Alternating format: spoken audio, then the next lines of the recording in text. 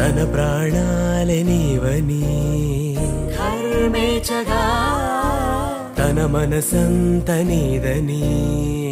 అర్థేచగా తన వలపంత నీకని కామేచగా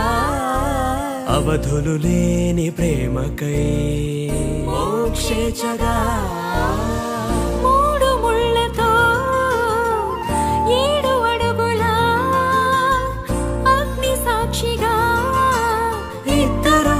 ఒకటిగా